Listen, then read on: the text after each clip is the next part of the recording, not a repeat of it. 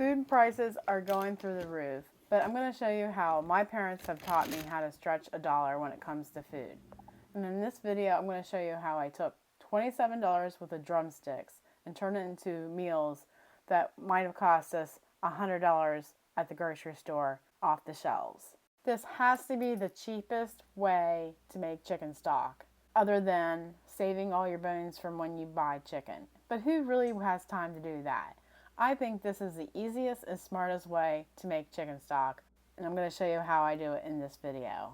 And for this price, you can't even raise the chickens yourself for this cheap because of feed and buying the chickens and whatever medications they might need and supplies to raise the chickens.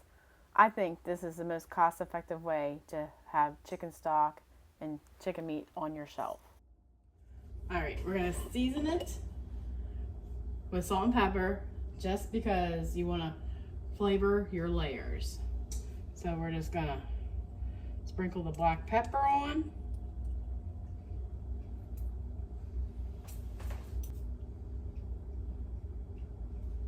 Then we'll add our salt.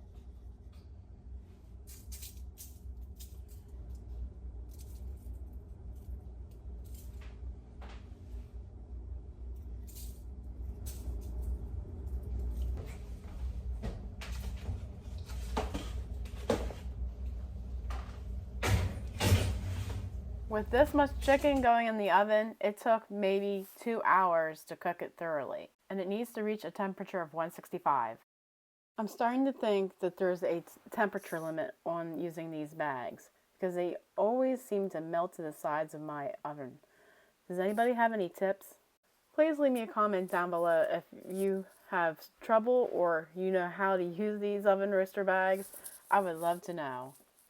We're going to spray some of the chicken.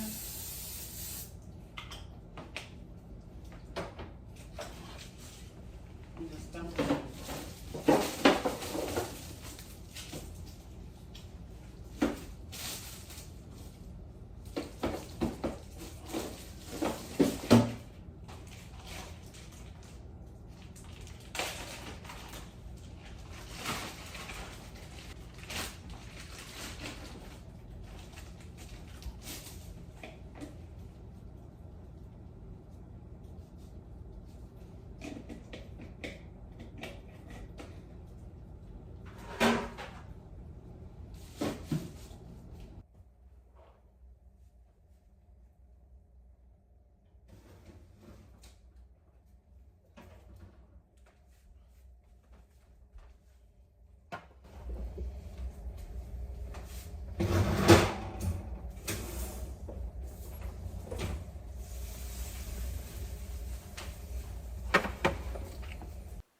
With the chicken slightly cooled off, but not completely, because when meat gets cooled off, it will tighten up. So just put some gloves on if you don't have restaurant fingers like I do, and make sure you take the cartilage off the bone and that little tiny jagger bone off, and just separate the meat from the bones.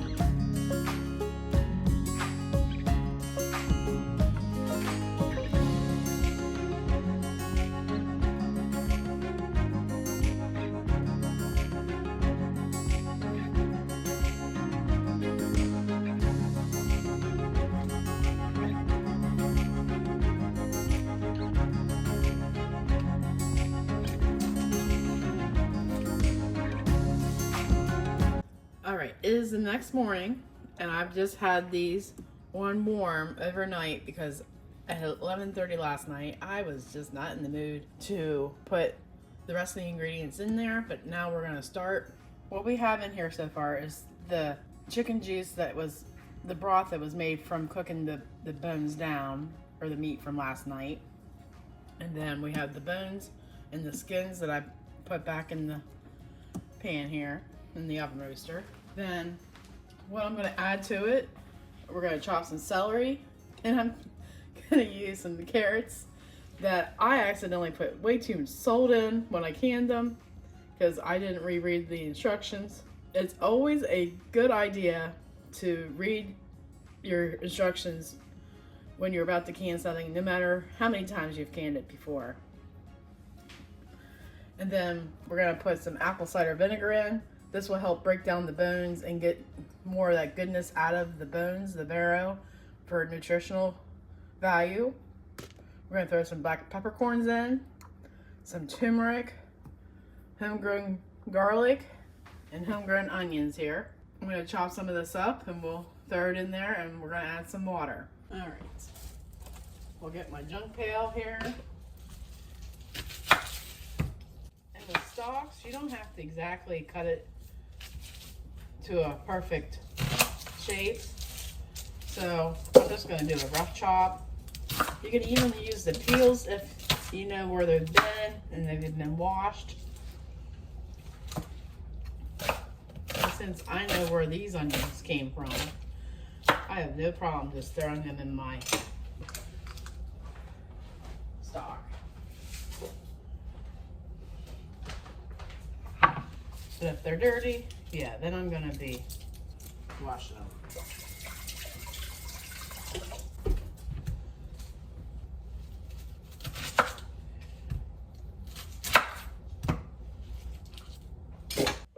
I like to use the center of the celery for stocks and soups, just because I just love the bigger ones for snacking on.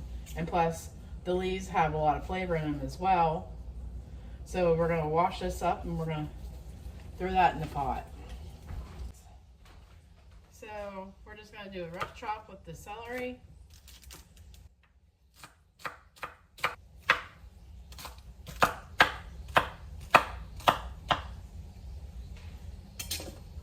And throw that in.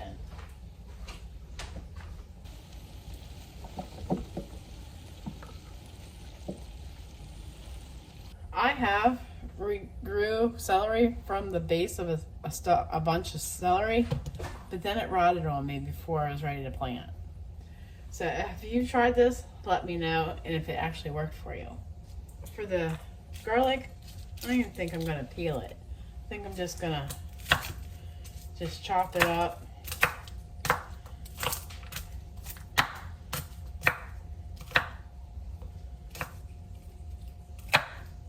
And we're going to throw that in.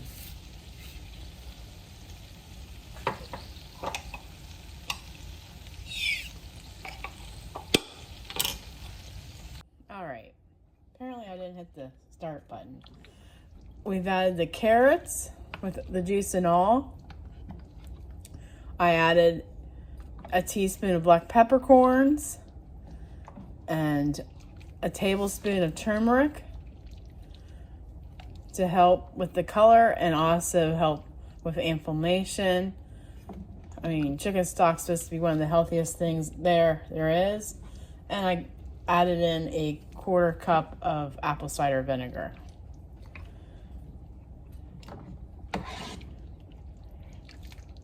And that color looks so good. We're going to cook this at 350 for the rest of the day, and we'll taste it to see then if it's ready for the refrigerator. I might cook this 2 days. It just depends on what's going on. I think chicken stock could be made on your time and when you can do it. Like I started this yesterday and just let the bones cook overnight, then added the vegetables this morning. So it can be made on your time. I let this cook for 2 whole days, and it's going to be very flavorful and have a deep flavor. So we're going to strain it into this colander, into a pot. That way when we go to reheat it in the morning, it will be super simple just to skim off the fat off the top and get it to boiling.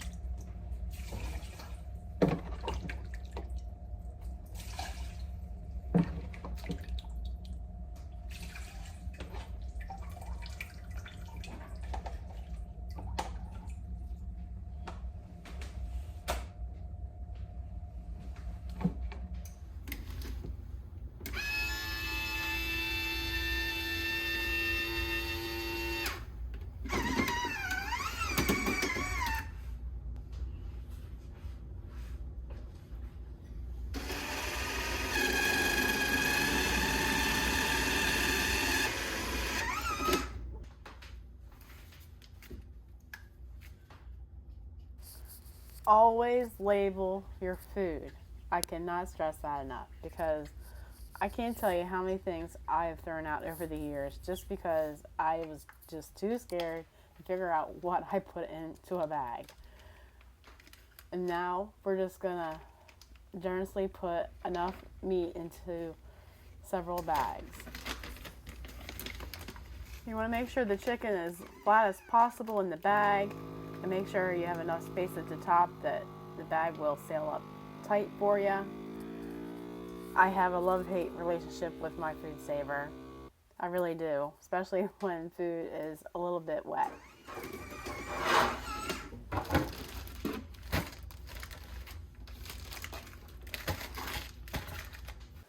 I ended up with at least 15 quart of chicken, ready for casseroles, slow cooker meals, chicken salad.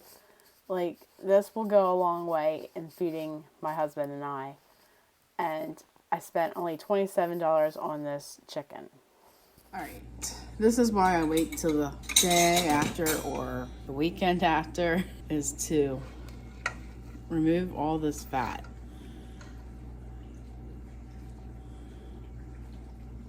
And you want to get all the goodness off there. And I don't have a use for chicken fat.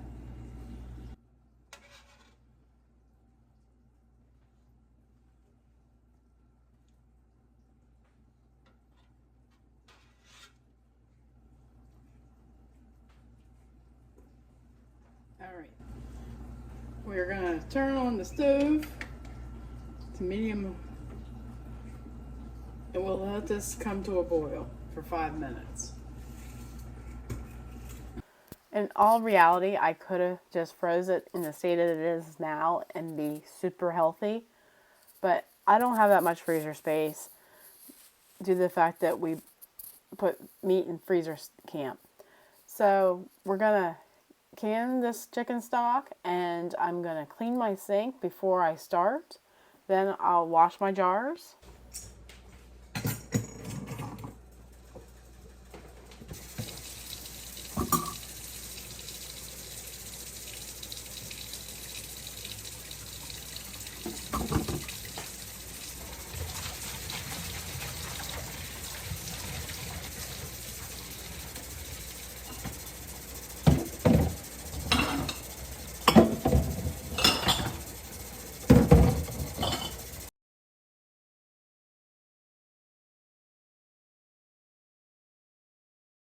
You always want to wash your canner lid and inside. Make sure there's nothing there that you might not want in your jar. And always look inside that vent pipe hole to make sure it's cleaned out and you can see the sunshine on the other side. Peekaboo, do I see you? Where you at? I can't tell you how many stories I've heard of people making that mistake to not clean and look at that vent pipe.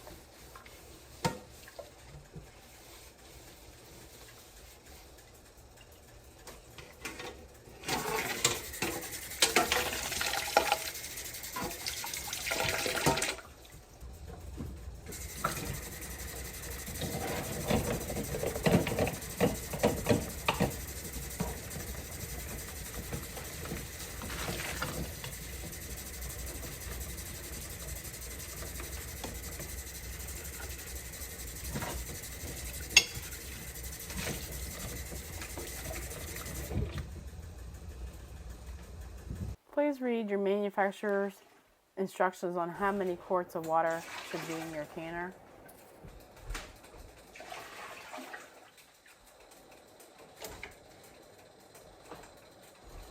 And I'm using my 4-jar lids today, and so far I am loving this product. I have not had one fail yet.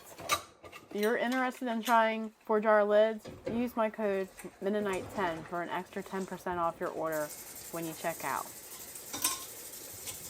I always use hot soapy water to wash my lids and my rings to make sure they're clean. And then we're going to wait for our chicken stock to be boiling.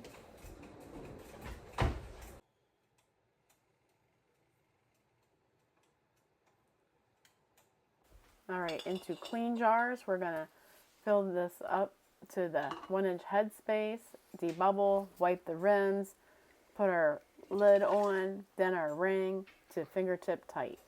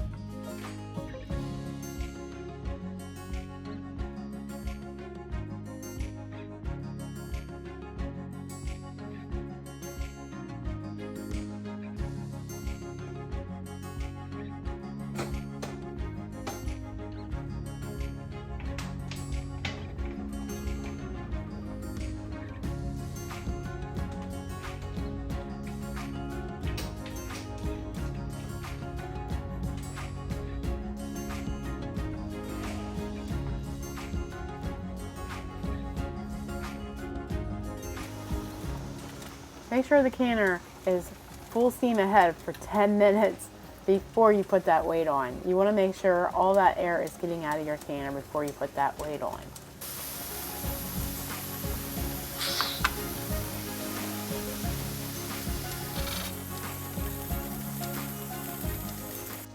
After you put that weight on, it's going to come to a hula dance, and after it's doing a slow and steady hula dance, that's when you start your timer for 25 minutes. When 25 minutes is up, you want to turn your burner off and let the pressure come down completely until that plug is dropped down. Then we're going to count 10 minutes. Then we're going to lift the lid up and count another 10 minutes. You want to let the steam come out slowly to prevent siphoning.